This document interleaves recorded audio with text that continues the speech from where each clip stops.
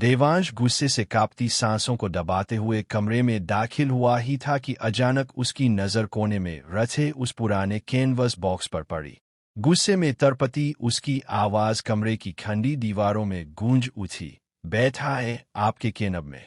अच्छा, ठीक है, इसे भी बाहर निकाल देता हूँ मैं। उसकी आवाज़ में वह चोट थी जो किसी अपने से मिले धोखे से जन्म लेती है। लेकिन कमरे में मौजूद हर चेहरा उस तूफान से भी ज्यादा खौफनाक था जो आने ही वाला था। माँ साहब, जो कभी देवांश के हर फैसले की ताकत हुआ करती थीं, आज उसी पर सवाल उठा रही थीं।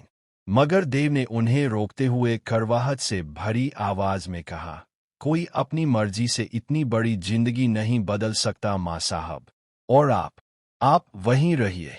जिस दिन आपने हमारे और उस लड़की के बीच उस लड़की को चुना, उसी दिन आपने मुझसे कोई भी सवाल पूछने का हक खुद खो दिया था। उसकी आंखों में बरसों का दर्द था, जैसे किसी ने भीतर की पूरी दुनिया ही तोड़ दी हो। माँ साहब स्तब्ध थीं, पर देवंश वहीं नहीं रुका। उसकी आवाज खंडी थी, पर कटार जैसी। अब जाइए, यहाँ आप दोनों के लिए कोई जगह नहीं है। कमरे का माहौल कुछ ऐसा था जैसे रिश्तों की गहराई को एक ही पल में किसी ने जड़ से काट दिया हो। जैसे किसी माँ ने बेटे को नहीं, बल्कि खुद को त्याग दिया हो। इधर मान और चंद्रिका बाहर निकली ही थीं कि होटल के लॉबी में अचानक बवंडर सा माहौल बन गया। चंद्रिका ने मैनेजर को घूरकर ठंडे लहजे में कहा, चौहान ग्रुप ने इस होटल की बुकिंग को हमेशा के लिए रद्द कर दिया है। सिक्योरिटी, इन्हें अभी इसी वक्त कमरे से बाहर निकालो। उसकी उंगली सीधे वसुधा की तरफ उठी थी। वसुधा के पैरों तले जमीन खिसक गई। धोखे की यह चोट किसी खंजर से कम नहीं थी। सिक्योरिटी स्टाफ अवाक खड़ा था, लेकिन चंद्रिका की आंखें उन्हें आदेश दे रही थी, और आदेश टाला नहीं जा सकता था। अगले ही पल वसुधा को बिना एक भी शब्द सुने, बिना किसी सफाई का मौका दिए, धक्के मारकर बाहर कर दिया गया।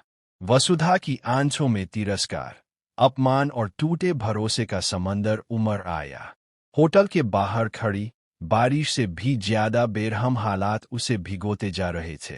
वह समझ ही नहीं पा रही थी कि आखिर उसने ऐसा क्या किया था कि एक पल में अपनी पहचान ही खो बैठी। चंद्रिका की यह साजिश, यह नफरत, हर सीमा पार कर चुकी थी। इधर देवांश ऑफिस पहुंचा।